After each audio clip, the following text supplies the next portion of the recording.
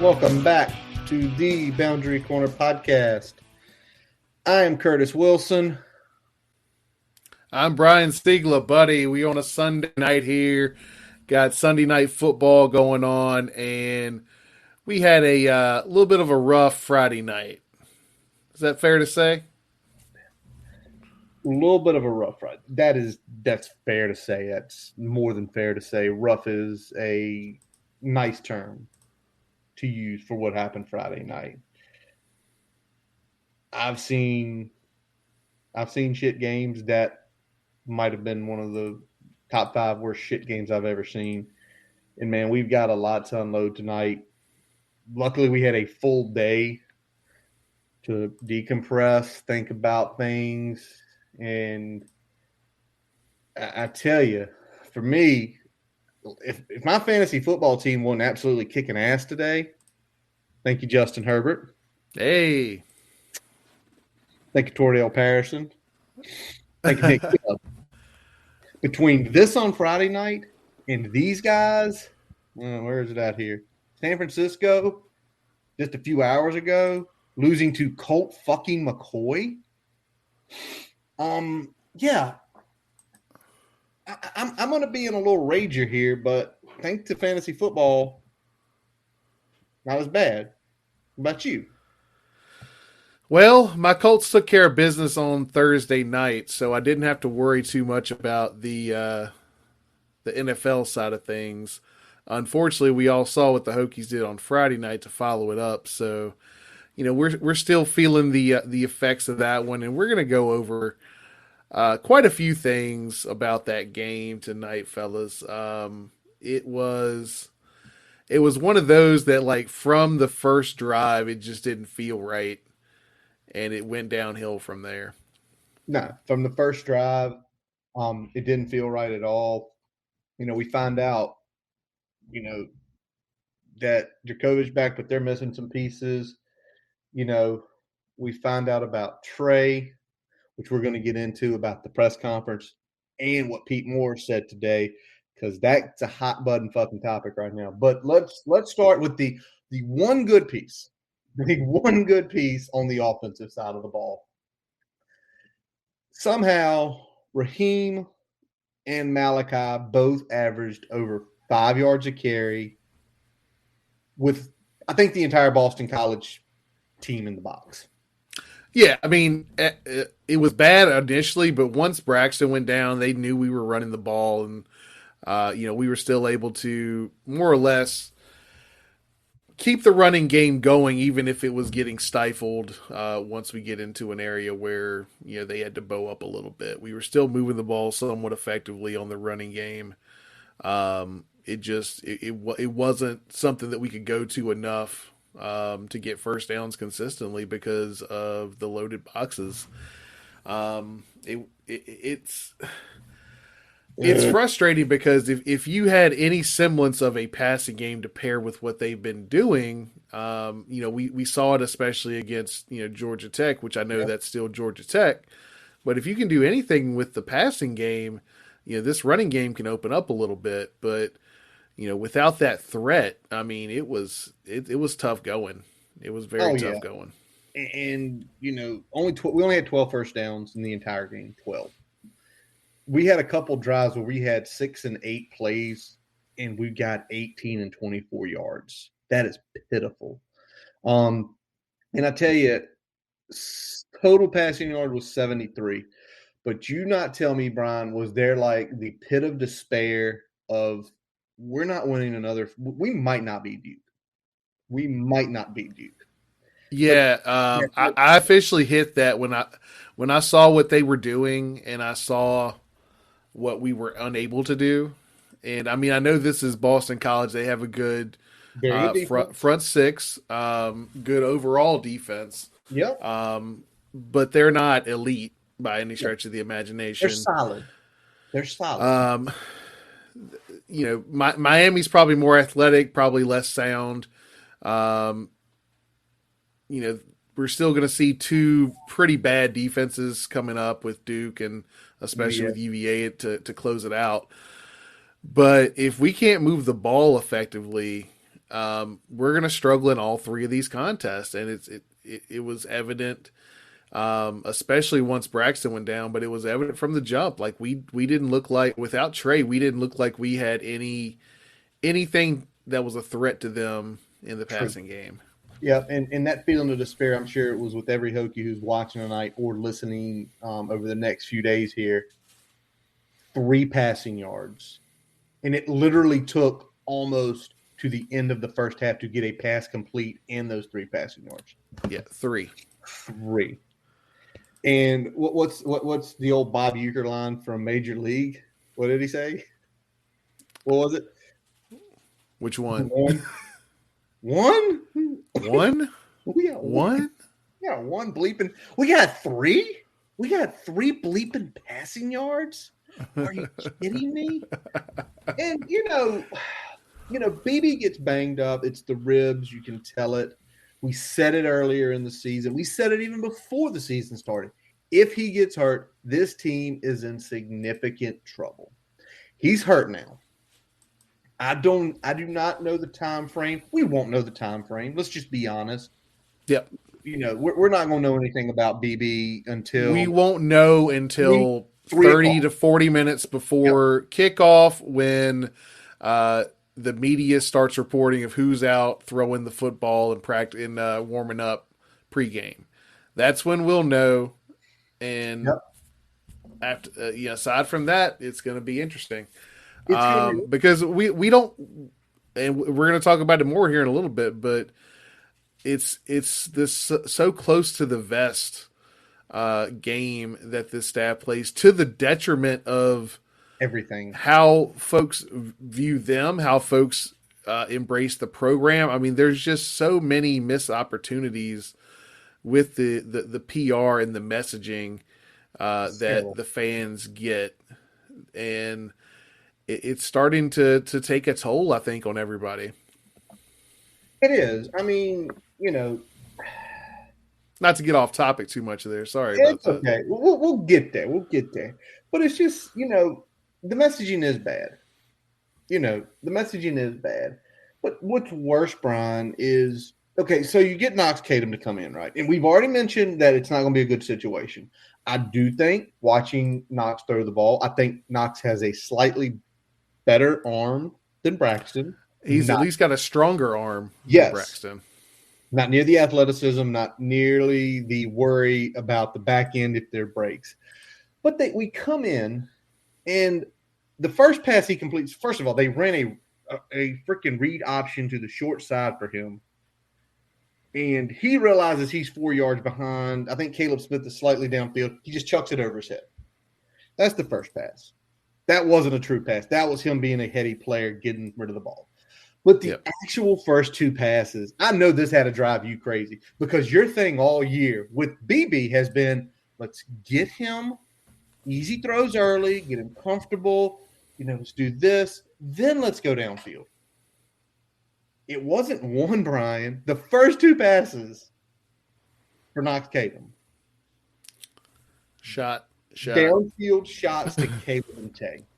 Now, Tay did misplay his ball, and that's okay. New quarterback. Davian Robinson was a bright spot, less the fumble, which we'll talk about in a few minutes. But where's the easy shit? Where's the easy hook passes? Where's a swing? Where is something that this guy can see a ball get completed?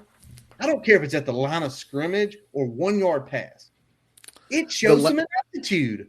The last time he threw a significant snap, threw a significant ball in a live contest, was the pick.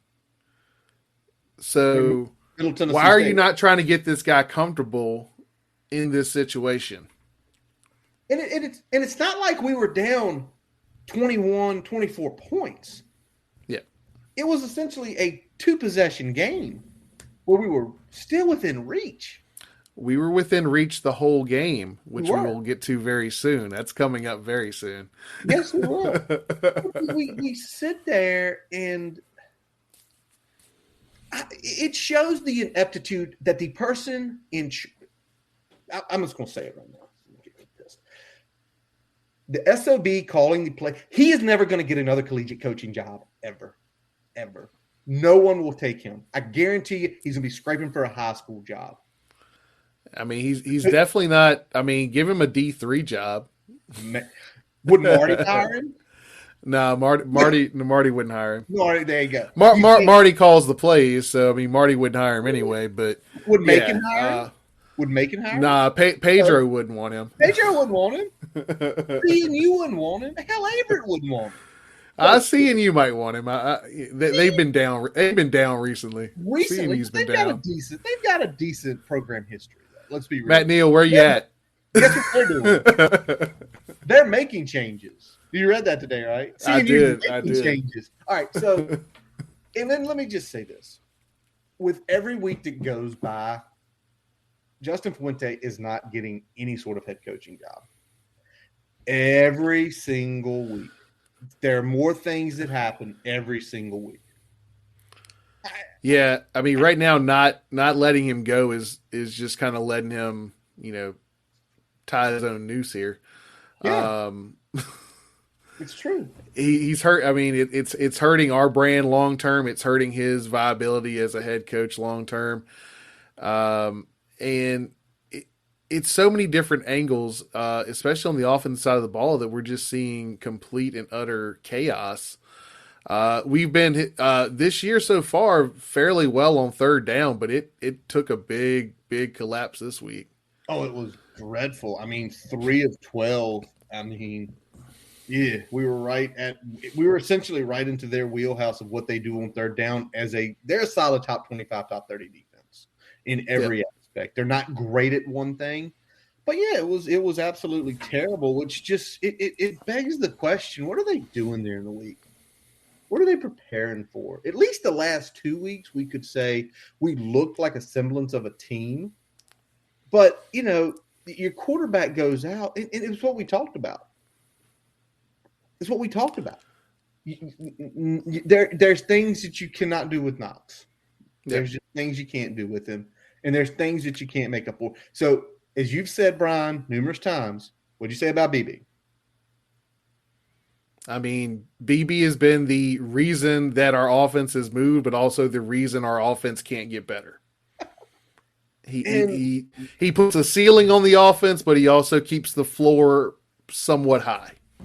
And let's not talk about looking at game on Saturday night with what Hooker did. Yeah, he had more touchdowns in the first half than we had yards throwing. Then we had yards throwing 4. And so it's beginning to come apparently clear that he was the most talented. And if you go back, I can't tell you what I said 10 days ago, much less 10 months ago. Understand why he left. Sucks why he left. But it was more and more of a detriment to the team. And he's went somewhere with Heupel. Heupel's always coached his quarterbacks well, always. Yep. And he is finding a rhythm. And, pulling the upset off at Kentucky, they're probably definitely going to the bowl because the toughest part of their schedule is, I think they got Georgia left. Yeah. Then it's like they've got one tough one, but they've got two very winnable games. They're gonna blow the doors off Vandy. If they go in there and they're 5-6, they're gonna blow the doors off Vandy. Yeah. There's not even a doubt about that. But you see how he passes in the runs, especially the downfield shots, and we don't have that at all. And I mean, we'll say it. I mean, that offense is a better offense in terms of scheme, and it fits his skill set very well.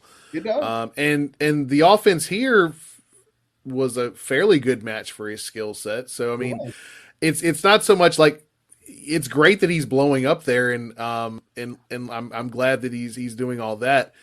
But when we look at it, if he would have been here, I think we're a better team with him than we are without him. I think that's aside from scheme. I know he's in a better situation in terms of having a little bit higher caliber players around him, added to the fact you got better scheme overall, better coaching. Just say that better. Yeah. Josh Heupel is doing more with the Tennessee recruits that Pruitt brought in than Pruitt was doing. Yeah. It says a lot about Heupel. He walked in there. He's figured it out. He wasn't afraid to make a quarterback change. I felt like he wasn't calling the plays. I think he is calling the plays now. Don't quote me on that. But he's finding it on the go in how they competed with Alabama, right? Yeah. How they competed with Alabama was a huge sign. And I think in a few weeks here, I think maybe even this week is when it is, when they play Georgia, probably how they'll compete with Georgia. Well, they're probably about 2 cycles worth of defensive talent away from making a press in the East. Not saying that they're going to match Georgia, but they'll be right there in the conversation of that next tier in 1 to 2 years if they get some more recruits in the door for that defense. Absolutely. One of the things, well, another positive, we did not break the scoring streak this week. Thank you, John Parker Romo, banging through it by about that much. The field goal, you know, in the second quarter to make it a 17-13 game where, again, we were still in reach. And we were still in reach with 4 minutes and 47 seconds left as well, Curtis. Oh, were we? Well, let's do this first. We were on the doorstep to make it into 1 touchdown game, and Tay fumbles the ball, and that sucks because that was probably the best drive of the night that we had. Yeah. In 3 minutes, we had some runs. We had a downfield pass with Tavion making a big play, another big run. Malachi again with the big run. Gallo with the big catch. And we get there, it's that inside screen, and he got lit up. And it was essentially the back coming from behind. I looked at it. It's not like he was loose with the ball, just perfect, right? Just a perfect punch. And although that killed it, defense held up. We'll talk about them later. They weren't perfect, but they did have their moments. But what Brian is talking about is with 4 minutes and 47 seconds left at our own, 25-yard line, 4th and 6. You're down 14. You got 2 timeouts in the bag. If you punt the ball, you literally need 3 and out, score a touchdown in 2 minutes, get the onside kick, and then you'll score another touchdown. Yep. And essentially, Justin Fuente came, quitter McQuick. He decided, even in the presser, was, I wanted to give us a chance. You're down 2 touchdowns and it's under 5 minutes left. The most you can extend this game is to 6. 6 minutes. You don't have enough time. Yep. So he quit. If that was 7.5, sure, that's 7.5 minutes left. That's a logical move to make. With under 5 minutes left to go in the game, that is malpractice. That is malpractice because you're essentially folding up shop and saying, all right, well, I need my defense to get me the ball back, and then I've got to do something I haven't done the whole game 2 times. Yeah. Trust you're not going to get the ball back. You're not. Not the way they were running the ball. And guess what? We didn't. We didn't get the ball back. We sit here and it was just like, it was a quit. It was a surrender cobra. It was a surrender cobra. It was malpractice. It was negligent. Yeah. It was something that I didn't think, like this was kind of a low point for me. And this is classic Fuente though. When we talk about some of the weird fourth quarter choices, some of the conservativeness when you get a lead, like all of this is from the classic Fuente playbook. Like, I just don't get being that conservative. Down 2 touchdowns. Nope. It baffles me. It was one of the most head scratching decisions that Fuente has made in his entire time at Virginia Tech, and he's made some big ones. Oh, some big and bad ones. But this one it didn't make sense. It was pretty much saying, guys, we're done. We're done. We're done. We're not playing anymore. With just under 5 minutes left, he said, "Nah, we're good. We're cooked. We're cooked."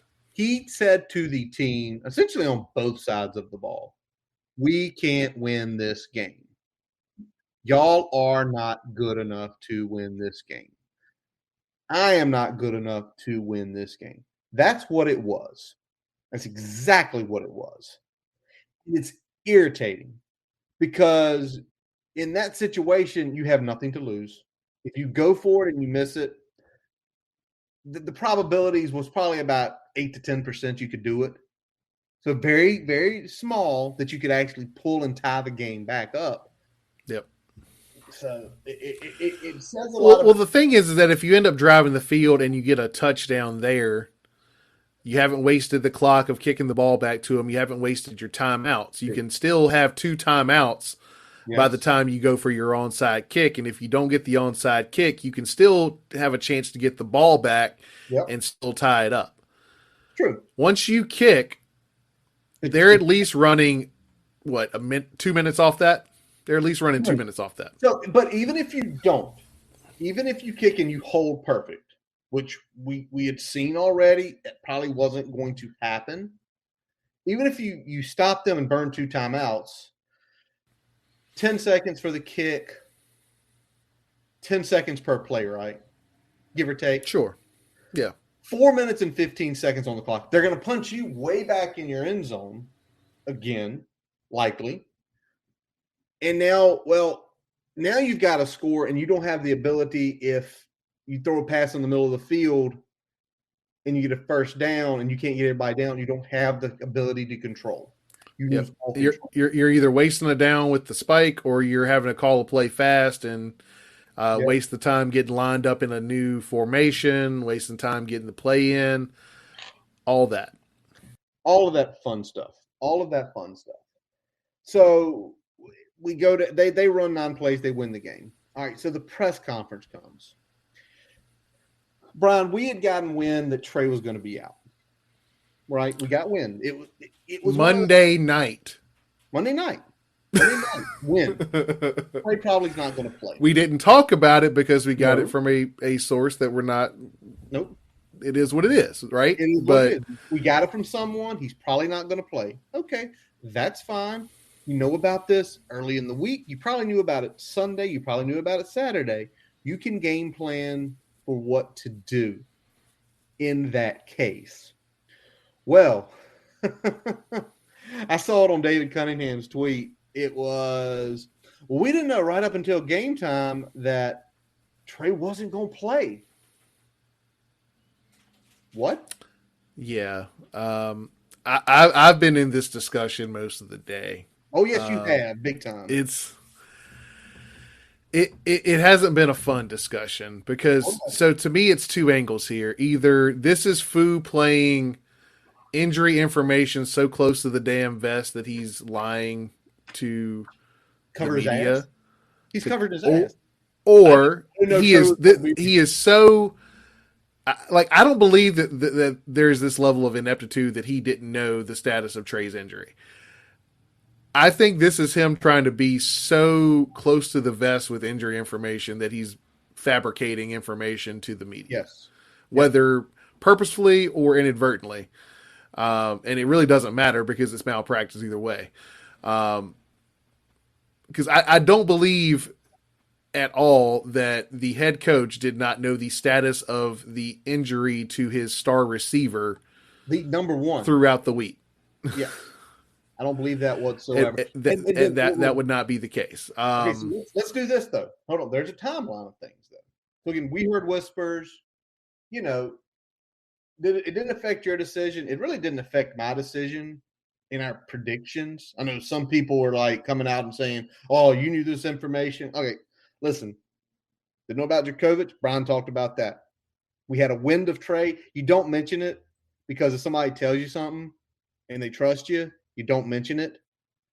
It hadn't reached official channels, so we weren't going to talk about it on here. Until it reaches official channels, we don't play that game, okay? Yeah, we don't play that. Not at all. So, we're not going to sit on here and feed you hearsay and shit like that. I mean, damn right we aren't. we might know something, but until it's official in our mind, we're keeping it off the air. Yes, we are. All right. So that was said. The lashback happened with Trey's mom. I knew by Wednesday that I wasn't. What is it? She knew Wednesday it was absolutely he was not going to play. She canceled her plane ticket to Boston, canceled her hotel reservation. She wasn't flying. So we got wind of it. His mom knew Wednesday. She's making all her cancellations. She's not flying up to Boston because Trey's not going to be there. Makes perfect sense. But the head coach of the Virginia Tech football team did not know that his number one star receiver. I call bullshit. I think he was trying. It's his excuse. We didn't know about it so close to the game, so we didn't know how to really play. That's why we looked like trash. No, you look like trash because your offensive coordinator and certain guys on that side of the ball are trash, and you're trying to protect them, and you're making yourself look like an ass. Now, Brian, I hope you got this. Get the tweet up and do a little reading. Which one? Morris tweet from today. The Pete okay. replied to Will Stewart at TSL. Because. All right, so Pete Morris, please let me clarify a few items. The medical staff and coaches are in constant communication. Every injury is different. Game availability may not be determined until later in the week in many instances. Player safety and care is always a top priority. That's great, Pete. But you didn't give us any new information there. Everything you just said is something that in my mind I had already assumed was the case. Yes. You didn't answer the question. The question is, why did the head coach state in a press conference that they didn't know that Trey was going to miss this game till very late in the process when his mom knew for certain on Wednesday and other people knew as early as Monday that it was a good probability that he wasn't playing? So what is it? Is it the medical staff not reporting injuries to the coach? Is it the coach lying? Well, all Pete did was throw gasoline on this thing because he came out there with, and I mean, I'll say it's just that like classic generic PR bullshit. It is. That did nothing to add to the conversation. It merely pointed out information that most fans had already assumed. Ooh. And it pissed us off. It pissed you off more than me. I had some things going on here today, some errands running, and you were lighting it up. But when I read it, it's like, no, the question is why? Why did he not know? And the whys are either A, he's lying, or B, somebody truly didn't tell him. And I really find that hard to believe. I find it hard to believe that he did not know he was going to be there. All on him, 100%. And, you know, it's just so that's the offense. That's the fire. That was a lot of fun. But let's go over to the defensive side of the ball. Sigla over here said it on Wednesday night. There were some whispers that there was a chance Jacoby could be back. You didn't say definitively he's going to be back. You just said you had read in an article. I don't know where it was published. I saw someone that was affiliated with BC tweeting that Jerkovic had been seen throwing at practice. There you go. He saw someone tweet this. So it wasn't like we got this behind the scenes and we held it. He said this on Wednesday night because of that tweet from someone associated with the program. And then on Friday, just a few hours before game time, Phil Jerkovic will be starting tonight. And is their offense a lot different between Jerkovic, Grosel, or Alexander? No, yeah. I mean, they really. I mean, obviously, Moorhead, not Alexander. Sorry. Yeah, you're good. Moorhead has a little bit more of an arm than Grosel, but and obviously Phil we saw was still a little bit limited with what he could do with his arm right now.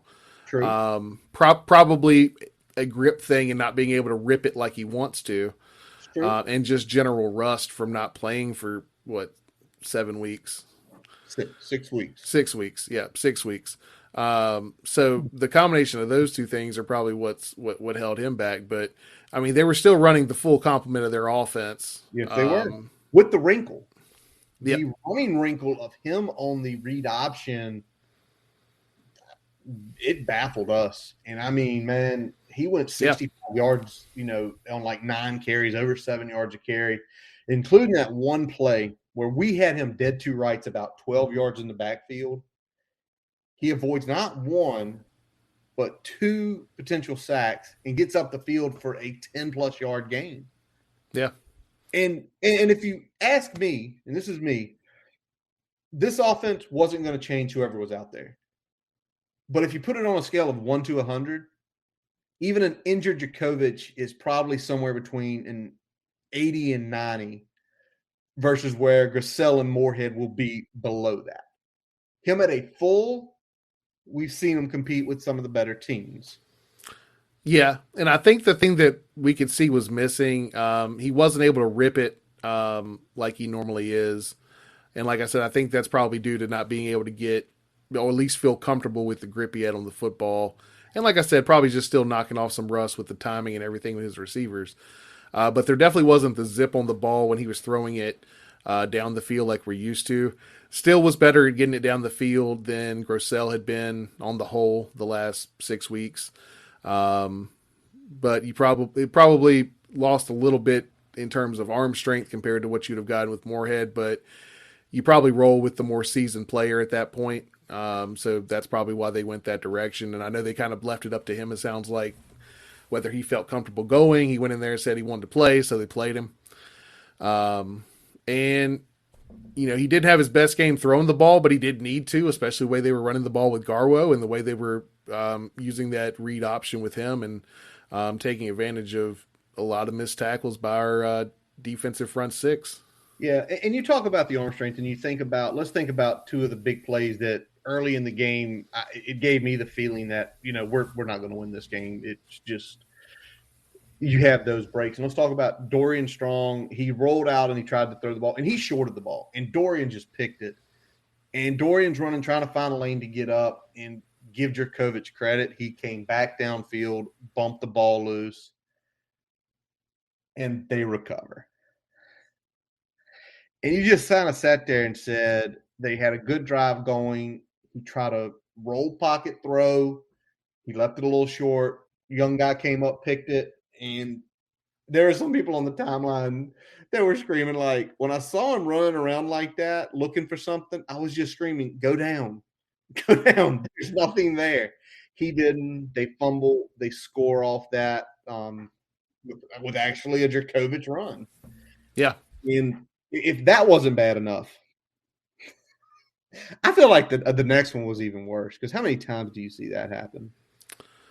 Yeah, I mean, Daly comes in, makes a good pass defense. Probably could have knocked it towards the ground a little bit more, but bang, bang play there. Tipped is like 8 yards back. Like, it wasn't like way back. Yeah, like eight or 9 yards back, and Witter gets the reception there, ends up being a first down. You think you're potentially getting off the field again, and then all of a sudden you're looking at another first down for the other team. And those are two. That's the 2 plays I was like, all right, this unit's snake bitten tonight. They can't do anything right. Even when they do right, they do wrong. And then on that one to Witter, he doesn't even catch it and get the first down. He's a yard short. They plow over the defensive line. Djokovic does on a sneak, easy first down. But how do you feel? How would a secondary feel, Brian? How does a secondary have to feel when we've got a pick? We stopped them on 3rd and long with a great pass deflection, and they essentially got 10 points out of it. Yeah. How do you even stay in the mindset that how do you even stay in the game after that happens in the first, 20 minutes of it? Yeah, it's definitely disheartening. The fact that they kept coming back and still held the pass game more or less in check for most of the game. Yeah. They weren't able to do a ton down the field, even when they took shots. Obviously, they were purposefully leaning on their running game most of the time, especially once they got that big early lead. But it was kind of hard that even when they were making plays, it still ended up working out for the offense. Yes. So that was frustrating early on, and I think some of that frustration carried over. But when we look at the running game, that's where things started to fall apart for the defense. D line and linebackers were getting kind of pushed around by that offensive line. Lindstrom was an animal inside there. Getting to this second level on Dax most of the night. It wasn't pretty. Dax and Tisdale were finding themselves out of position a lot. It kind of seemed it's more of that 2020 style shit rearing its head. Creeping back It looked as close to 2020 defense as I've seen this year, and that was disheartening. And it's not that they went out there and they gave up a ton of points. They're still doing a fairly decent job of bending and not breaking. But you got to get a team like that off the field more than you did. You absolutely have to. And that's the problem, is that they extended so many drives. There were so many 10 and 12 play drives, and them just methodically moving the ball downfield. Then you can't do that when you're a thin team, especially up front. I mean, you're going to wear yourself down so fast, and that's what happened. I know. And Garwo went over 100 on 30 carries.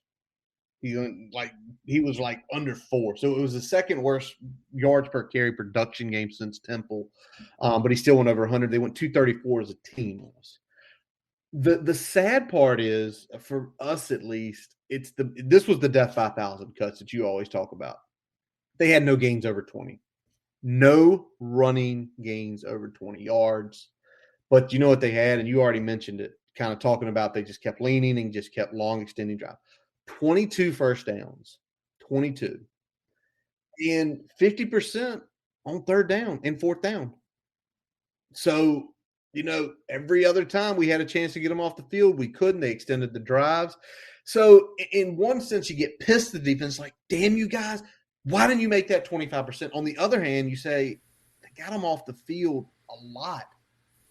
And they did keep us in this game. Because they didn't give up big plays. Because even though they were missing tackles and it was ugly at times, they were still stopping drives at times. If the defense, imagine if we played sound, like, oh God, this would have been like a 7-3 game.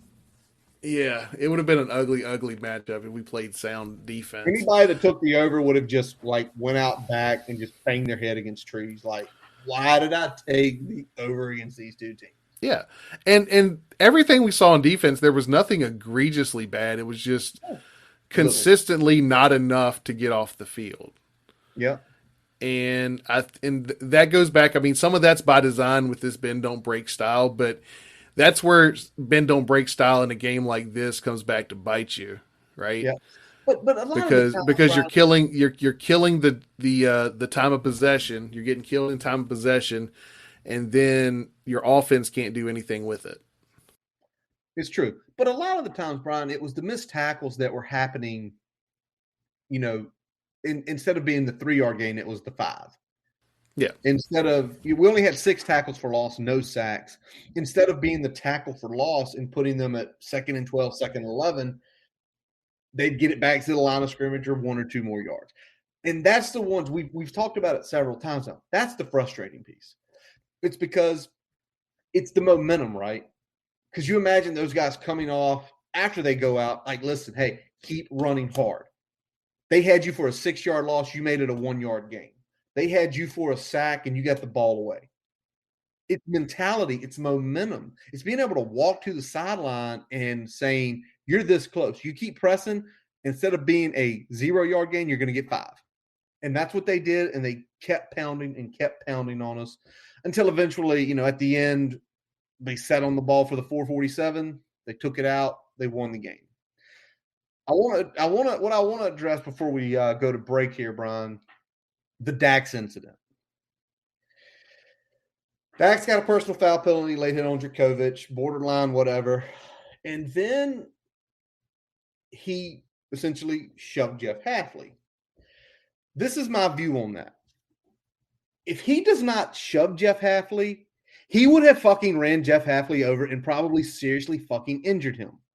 So there were people, Virginia Tech fans, on the timeline saying, what kind of shit's this? This is garbage. This is the type of players they're coaching. No. Believe it or not, him shoving him down to the ground probably seriously helped Halfley not get fucking killed by a 240-pound linebacker fully padded. My opinion. I don't know how you feel on the incident, Brian, but I think how Dax, what he did was right. Not if he really wanted to hurt Halfley, he could have just kept running. I don't think there was intent in what he did in terms of trying to shove him out of the way out of frustration. I think it was just he's there. Let me get this guy out of the way as I'm running through. But you combine it at the time, and I get where the knee jerk reaction comes from, because you got a play that probably wasn't the smartest play by him anyway. He should have been aware of where he was on the field, not carried through the tackle, and took him to the ground with the push. So that's it wasn't quite the bang bang play there, and then you add that action after that happens. You get why the knee jerk happened, the knee jerk reaction on that. I think it's much ado about nothing, or at least not anything worth dwelling on. It kind of is what it is. The play that hurt us was the play of the tackle itself, not anything that happened extracurricular. There we go. So we'll put that one to bed. And again, if you were under a rock for the last 48 hours or so, Hokies end up losing 17-3 up in Boston during the red bandana game. And Brian, what we'll do now, before we get into a couple other things here tonight, we are going to take a quick pause for a message from our digital partners. As we take a quick break, we'd like to tell you about getting your free website report from our digital partner, Grassroots Digital Marketing Studio. They'll tell you how your website ranks on Google, on-site SEO, and social media. No commitment to buy anything. You can get your free report by visiting grassrootsdigitalstudio.com/free-website-report. Now back to the episode. All right, and we are back. So earlier today, me and Brian put our heads together and said, we need to throw this out here, because which loss is worse of the last 3 seasons? Is it Duke in 2019? Is it the Pitt game 47-14 of 2020? Or is it this game? And we put a poll out here, and almost 400 of you guys have responded. We really appreciate that. And Brian, drum roll, please. The winner is 2019 Duke, carrying 68% of the vote. Second place at 29%, I think carrying maybe a little more than me and you were surprised, was the BC game from Friday at 29%. And then last but not least, with a handful of votes, is the Pitt 2020 game. Yep. Now, go ahead, Brian. I was going to say we did have a couple other write-ins. The other one that was probably the strongest was the ODU from 2018.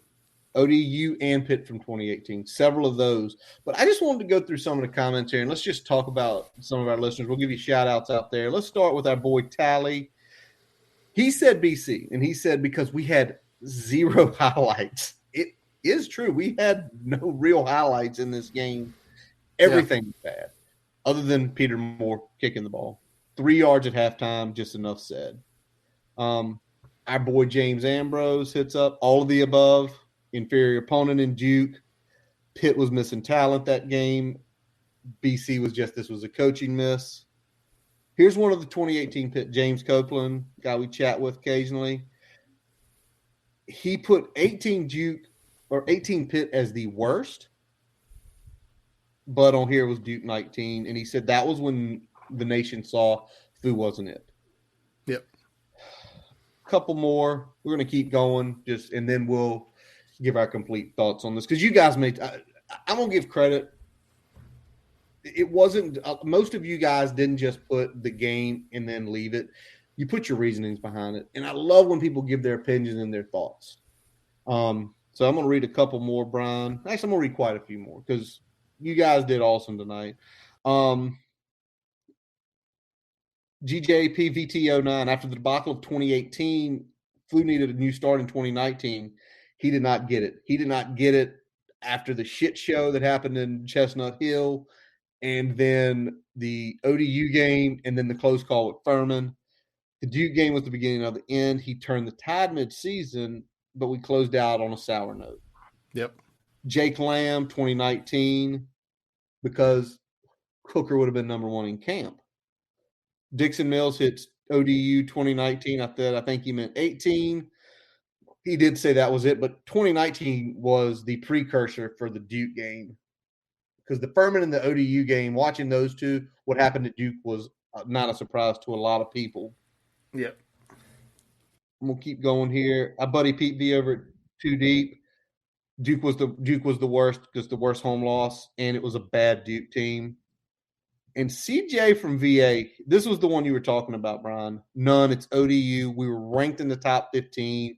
They were 0-3. They had lost to bad teams. They finished 4-8. We were their last. We were their first of 4 wins that season. It had been downhill since then. And I think everything is right there. I will discount the value of the ranking because we shouldn't have been ranked at that point in the season. It was totally still based off of the strength of the Phantom FSU win. But everything else you said was spot on there. Right. And it definitely looked worse because the fact that we were ranked. Obviously that hurt in terms of perception, even though the perception was a little bit of a facade. You want to give your take first, or you want me to lead on this? Well, let's before we give our take on what we feel is the worst, let's go with the other two. Because believe it or not, of the one we agree with, me and Brian agreed on the same one. All right, let's start with the furthest back. Almost over 2 years ago, the Duke 2019 loss. We had hope, right, Brian? Even after that loss, there was hope. We had brought Jerry Keel in. We had Quincy and we had Hendon, 2 4-star quarterbacks, both highly ranked in the wings. They were there. We had a good core group of players, right? After 2018, those guys were growing up. It was shitty, but you feel like things could change. And then you felt like there was at least a pivot. There was at least something to pivot to. Even if that pivot didn't work, there was something there, right? Yeah. There was something there. And it's the Shawshank Redemption line, right, Brian? Yep. Hope.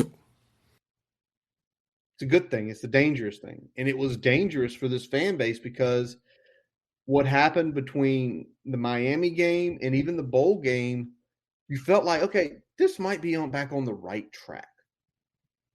Yes, we lost to Notre Dame. Yeah, we lost to UVA. It was the first time since we were like 20 that they'd done that. But it still felt like hope because with the UVA game, they needed Perkins to play literally the game of UVA's entire football history to win that game. And then the Kentucky game. The game Friday night, I'll just say it. I didn't vote for that one. And I didn't vote for Duke 2019 because I felt like Friday night, Brian, it's over. It's over. Yeah. It's going to be very hard for them to come back from that because that was as flat of a performance, especially on the offensive side, as we've seen. In terms of just output in general, as bad as we've seen. I mean, there's been other games where our offense hasn't done well, but we're talking about a hurricane game or shit like that. not perfect fall conditions in Chestnut Hill. 43 degrees, nice brisk fall night. and that happened. It's over. I think that's the general consensus. It's coming down. How quick it happens, I think that's to be determined. I said it based on just the performance and then The the post game stuff. I didn't think he should have made it to the Monday presser, and we'll see. Well, obviously, it seems like he will. Um, it's it's just so it's laughable at this point, and It it's getting to the is. point that apathy is setting in the fan base. The fan base is done, and I'm sad because I hope folks still show up for the Duke game because the Yeah. seniors deserve it, the players in general deserve it. Seniors Uh, deserve it. th- Hall of Fame guys deserve it. they've been playing their ass off, man. Yeah. They've been let down by their staff. They've been let down by the program in general, and I hope that we are able to make the right decision to move on because the players deserve it. The players deserve to, when they go out there and lace them up, that they're going to have the best chance they can of coming away with the victory. And I feel like that hasn't been the case for at least 2 years now, if not longer. I think as we've talked about a little bit with this, we felt like Jerry Kill helped out in 2019, and there was hope that would carry over after he left, and it absolutely has not. Well, It what happened? absolutely has not. I think what we felt happened after 2019, we saw those things in place, and I think you talk about carryover. We felt like there will be new things implemented.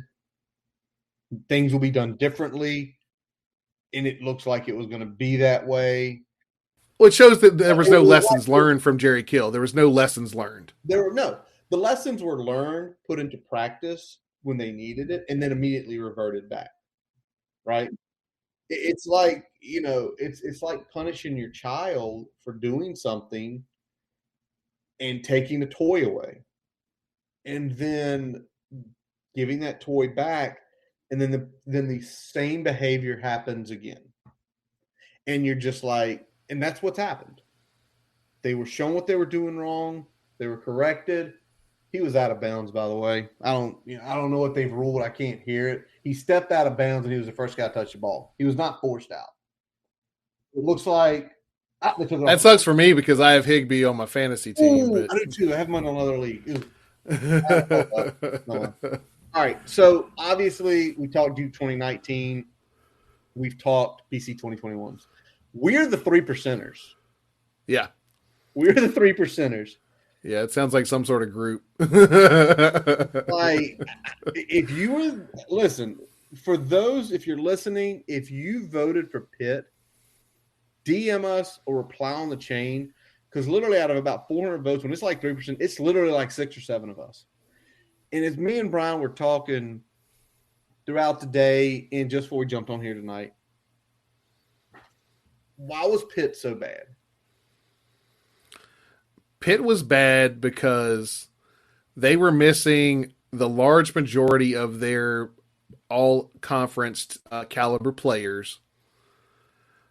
We came into that game in a winnable matchup and just got the dog shit beat out of us.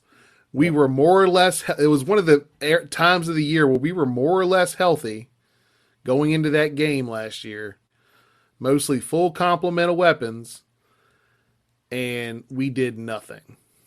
And we let them run up and down the field on us. We let them throw up and down the field on us, and we had nothing to respond with on offense. We did nothing. We looked terrible. We looked uninterested, especially on offense, especially with the defense. Remember, the first half of that game, defense played good. They kept us in it, and then the wheels fell off in the second half. This is why I chose that game. If you remember, guys, last year, Liberty, I was out firing. This was the game that pushed Brian over the edge. And that's when the whispers started of he's going to be gone. He's going to be gone. And that's why this game to me I voted for. Because we thought after that game, it's over. We're going to get a whole new regime. We're going to, probably get some more. We're going to get some more We're going to probably get some more funding, better assistance, more recruiting staff. And when the press conference with Witt happened after UVA and it didn't happen, I revert back to this game and I said, that was it. That they were missing so many players. We coached so bad. We played so bad. That's the coach. This is the issue. And you ripped the rug out from us. In 2018 Pitt, yeah, that was really bad. But after what we'd seen early in that season, it was expected to happen. Yeah, that didn't shock me as much. I mean, we were a very young team. We had just lost a lot of our core players from the previous season. It was a bad loss because that Pitt team was not as good as the 2020 Pitt team. But the 2020 Pitt team was missing more of the players that counted in that game than the 2018. So, and it was also, and we were also at a point where 2018 after 2016 and 2017, you're not pulling the plug on your head coach. 2020 after that performance, that was a pull the plug level loss. Yes. And that's why it's different. That's why it weighs more for me. Especially what had happened with, but there was a step to get there, right? The way North Carolina had looked, the way we had played against Wake, the Liberty game, and then that game. There was all this thing on the table. So that's us. And we are clearly in the minority here. And that's fine. And I don't think anybody that answered otherwise is wrong. I think we have different opinions of kind of where it is, and people that say that's a bad Duke team and you should never get blown out by Duke, especially at home. I 110% agree with you. But there's one thing in 19 and 21 that got stolen. 19 you had hope. 21 we had hope. 20 the hope got stolen from us a few weeks later. That's why I had a vote for it, because the hope got stolen from me. The hope didn't steal. It hasn't gotten stolen, at least from 2021 yet. I hope they don't steal 2021, because I will put this poll out again and I will vote the BC game, not the Pitt game. All right, Brian, this is last segment. Well, next to last segment, we're going to talk about our picks in a little while here. Our buddy Eric Carr, we chat with Eric, follow him on Twitter. He made a statement, and after what's happened the last 2 years, we have to visit it. And basically, Eric, at the Eric Carr, follow him if you like Hokie football, tweeted this: "Is VT football worse today than it was the day Frank Beamer retired in 2015? That would have been after the Independence Bowl win over Tulsa. We go 7-6. Our only losses by more than double digits that year were a 10-point loss to Ohio, or a 10-point loss to Miami, and the loss to Ohio State to open the season. Every other loss was a touchdown or less." I'm going to keep going here. Going into the November 12th weekend of 2015, Brian, you remember what our record was? Was it 4-5? We're 4-5. We're 4-5. And we go down the stretch and we win the game. We lose Frank's last home game in overtime to UNC, and we win the UVA game to go 6-6. Similar here with you. I gotta look that up. I forgot who it was we played the week prior to. Don't worry, I'm gonna effort this real quick because I want to remember who we played in 2020 or 2015. One moment, everyone. Oh, the game before UNC? The game before UNC, unless you have it up there. There we go. We beat Georgia Tech. We beat Georgia Tech by 2 points. And let's do this, Brian. Okay. What you got? 2015 going into 2016 versus 21 going into 22. Was talent worse or better that year, in your opinion? Talent level was much better in 2015 heading into 16 than it is right now. Not just talent, but depth, which is just as important as overall talent. It's true. I agree with that. The only thing we had not ironed out was the quarterback situation. Do give Fuente credit for that, but getting Evans in here, that made that team click. Yep. I do not know if we would have went to the ACC title game or won 10 games that year without Gerard Evans. I'd say 8, maybe 7, looking how this coaching staff coaches now. So write that down. We're going now into a new regime, likely with less talent. The other big piece, Brian, and this is big. I don't give a shit who you are and what you say. Following a coaching legends and the expectations that have been set, we're here. Yeah. We're here. Next regime. You're not following a coaching legend. You're not following a coaching legend. You're also, I mean, the expectations, I think, in terms of where we want to be are the same. I think that out the gate, there will be a lot more leash than was given previously. And that's just because of the thing we just talked about, which is the talent level and roster makeup and depth of the roster overall. We're in a situation where it's not just finding a solution at quarterback, it's finding a solution at about 3 or 4 different positions, Yeah, particularly in the trenches on both sides of the ball. very true.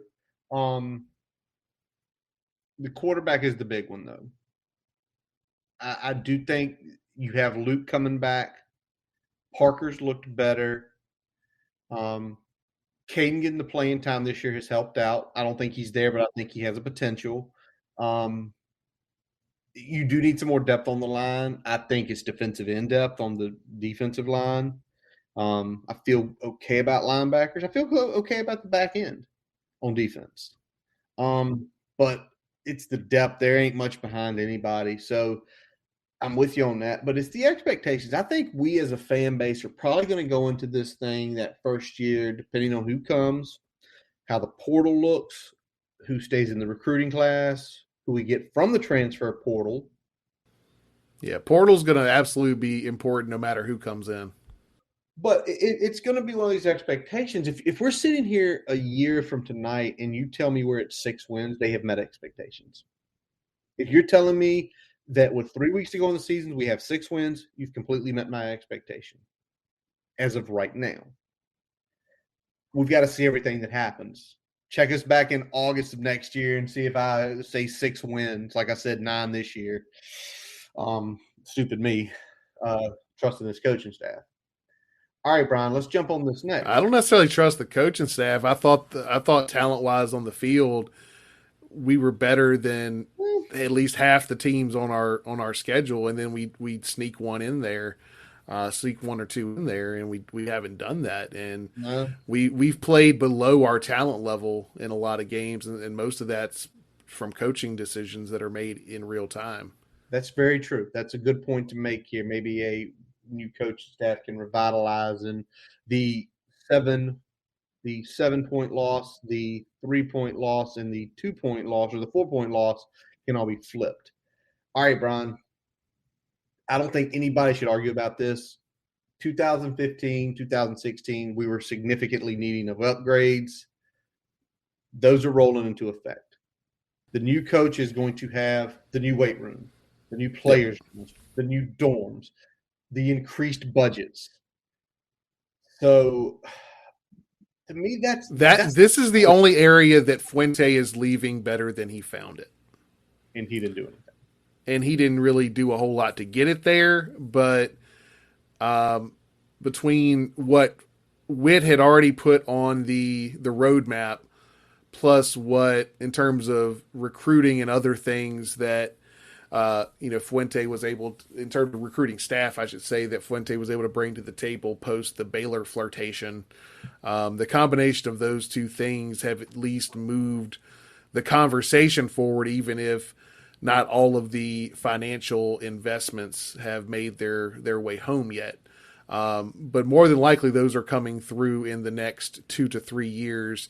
And hopefully, some of the early big investment that's made into Reach for Excellence can be put towards building that recruiting staff or hiring those offensive and defensive analysts to kind of move things forward for this team. Because that's where I think in terms of on-field product, that's what's going to help the most out the gate. So that, and obviously the assistant salary pool. All of that's going to be big, and that is the one thing that if anything from this tenure, you're going to say things were pointed out. And I think if things had, let me ask this, Brian, if 2018 didn't happen, and let's say we went 8-5 in 2018, we would be behind a year on all the upgrades. 2018 is going to be should be considered a blessing in disguise, because when you have that bad of a season after essentially the Frank run at the end, it was just Frank's just getting older. He's slowing down, can't get the recruits. It's tougher. But after the first 2 years of Justin Fuente, if 2018 doesn't happen, it doesn't turn Witt's eye to, I've got to get this shit straight, and I've got to get this shit straight now, especially and that there's the upside. If he doesn't come do what he did, we don't move forward quicker. Yeah.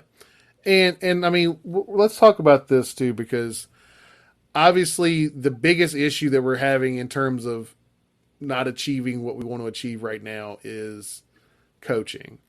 But all these other things are playing a role, and the fact that they need to be addressed can't be understated. That being said, a good coach gets us where we need to be in spite of that. Yes. And you give them something to build upon, they can grow it to something even better. Yep. So that's kind of where we are in this thing. And then we talk about fan engagement kind of being the last thing, comparing the two. Way different. Way worse. Way worse. Even the meddling last 4 years of Frank, we were still averaging about 62, 61. I think somebody said this year we're at like 58, maybe 56. Yeah. So 10,000 essentially. And that's after not having fans in stands for 2020 and it being a big fucking deal the first 2 to 3 weeks that we were at home. What did we say on here? We said it almost a year ago when he was kept. You're going to see effects on the fan base. People are not going to show up. And then people are like, yeah, but we've been locked in a year. Yeah. And for the first few weeks, it'll be okay. Yep. You start fucking up, you're going to see exactly what you are seeing at Syracuse and, what we're probably going to see at the Duke game, which is about 55, 56,000 in Lane. We don't want to turn into Bobby Dodd Stadium. No, we do not want to become that, and I don't think we'll become that because I don't think we will either. But I think the point, and I get that you talk about a team in the middle of a city, they've got other shit to do. I get that, and Virginia Tech is the biggest show in the state of Virginia. I get that. But hold on, can I butt you? Yep. It's the cities of Richmond in Virginia Beach, in Northern Virginia. How many people are driving 3-4 hours every Saturday? We've done it, Brian, and coming into Blacksburg. What you do not want to do is convince those people, I don't need to go. We suck anyway. I'm not going to know anything. I'm not going to be engaged with the team. Yeah, getting folks from like Lynchburg and Stanton and all points west of that is not the hard part. It's getting folks from the Tidewater there every week, getting folks from Richmond there every week, getting folks from Nova there every week. And once you start losing that audience, yep, where they might make one game a year instead of 5, where they might not make a game this year because they'll get it next year when the team's looking better, yep, whatever it may be, that's when you're going to be in trouble. And I think we're already starting to see some of that creeping in. Well, we saw it last year, and it's not just. I'll say this: we've seen it as we have progressed week to week, based on the podcast. It's true. It's true. The more folks are engaged at the beginning of the year when things still looked pretty. Yep. It started to trickle away. There is apathy setting in. We see it. I mean, that's one metric. You look at the metric of folks showing up in the stands. There's several different metrics that point to the fan base is losing interest in watching a losing product on the field. And you can only sell hope for so long into the season every year before it starts going back to, oh, okay, this is that same team we saw last year that chokes these games away. This is the same team that doesn't quite get it done because the coaching staff doesn't have them prepared properly. I want to ask you a question, Brian, and be very serious about this. If a change was made last year, but we're sitting at exactly the same record this year, you want to think engagement still wouldn't be up? I mean, yeah, you're going to get a honeymoon period, obviously, with the new coach, especially if that new coach is coming in and actually engaging the fans in a way that they are used to historically. But we're also going to be sitting here and saying he had to clean up the absolute dumpster fire that was. Yeah. Again, you get more leash, you get the honeymoon period. There's going to be a period of time where we are giving the new coach the benefit of the doubt, and hopefully that he's earning it, because that's one thing that I will say to Fuente is that he doesn't get the benefit of the doubt because he never tried to earn it. Nope. In terms of fan engagement. Nope, never did. If you keep that shit so close to your chest that people don't know what to think, they are going to write their own narrative. And if you let that go for long enough, it's going to become a problem.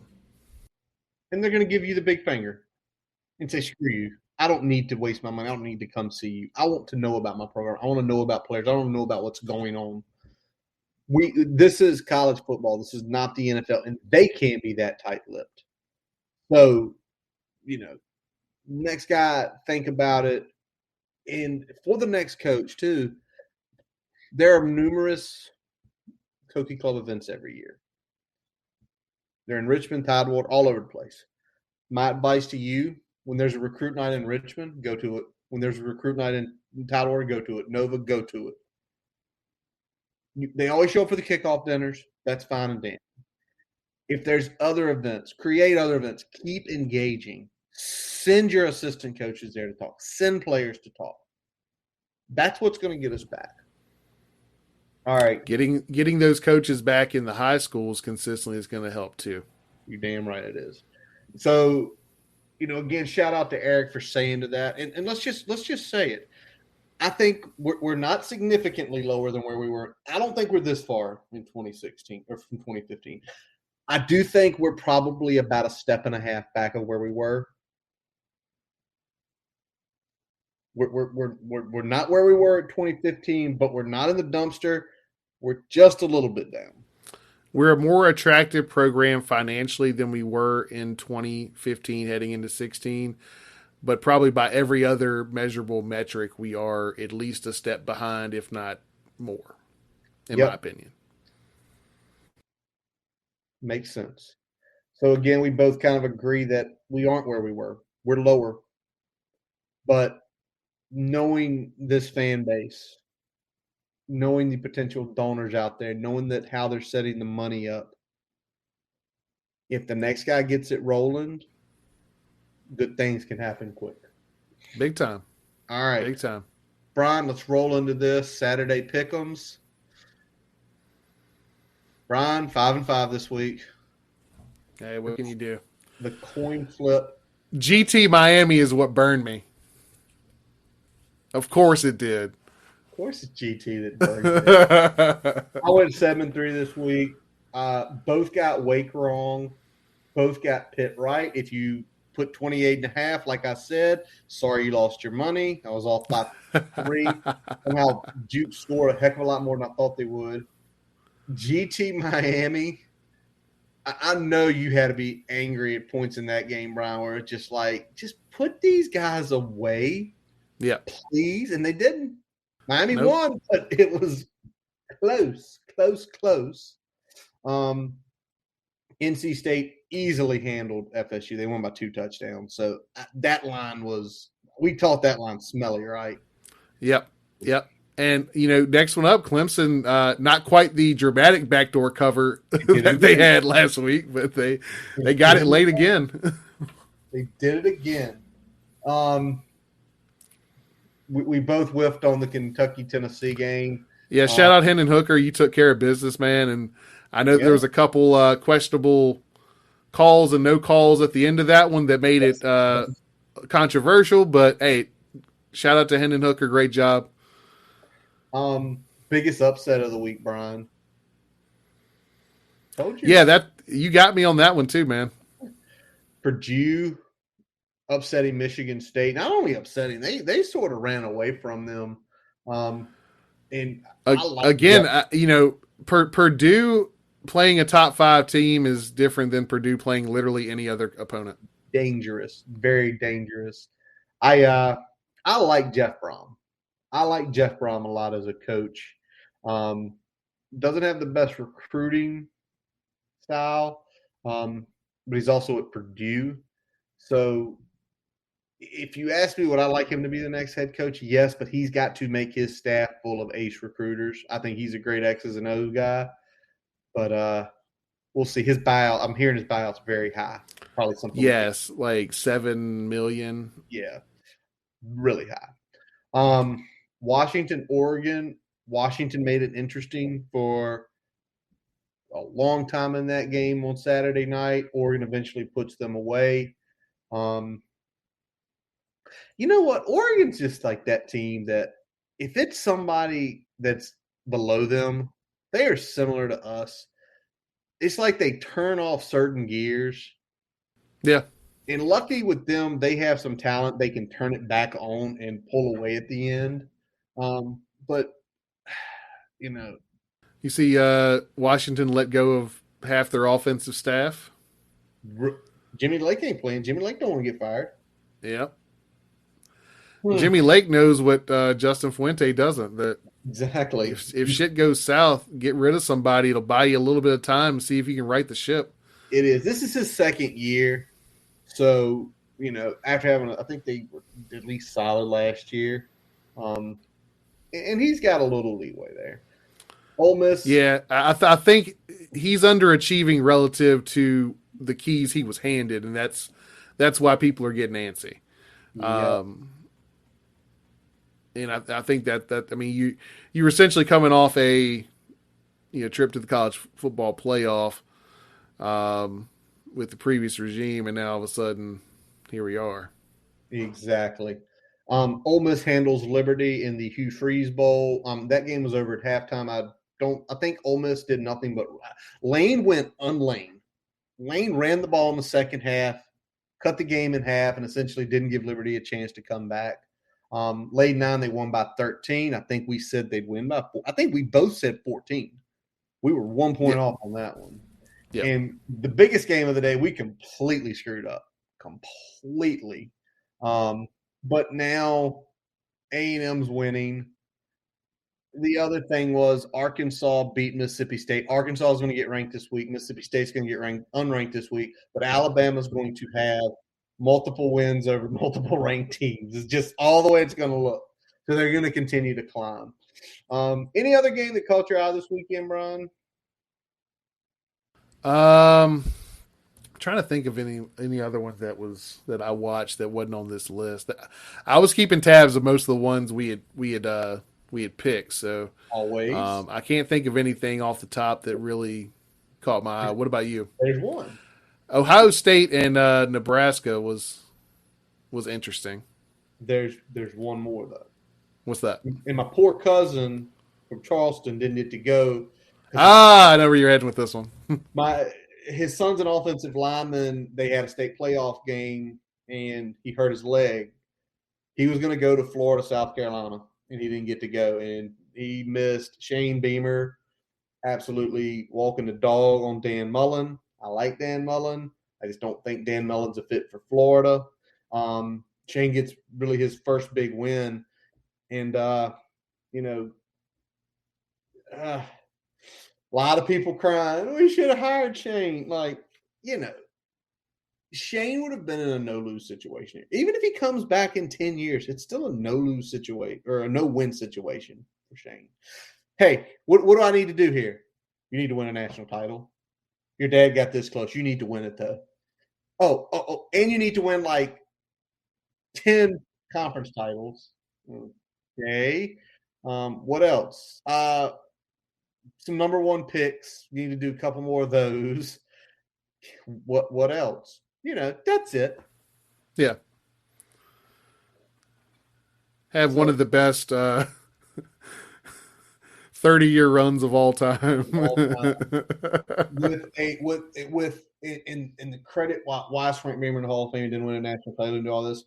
He never had top 10 talent across the board consistently. If Frank Beamer has top 10 talent across the board consistently for his run, Frank has 3 rings. That's my opinion. Brian, anything breaking other than going to have a nice finish to the football game here? I think we're good to go, buddy. All right. Well, that is going to wrap up this episode of the Boundary Corner podcast. I'm Curtis Wilson. I'm Brian Siegler. Visit our website, boundarycornerbt.com, to listen to all of our episodes. While you're there, do not forget to follow us on Twitter, Facebook, Instagram. Subscribe on YouTube for the favorite podcast source, including Spotify, Amazon, and Apple Podcasts. As always, we let our buddy Jason Long play us in, play us out. Catch him on Spotify and Apple Music. We thank you always for listening. Rate, review, give us some feedback. Don't be afraid to message us with ideas or thoughts. And as always, Brian, let's go. Hokies.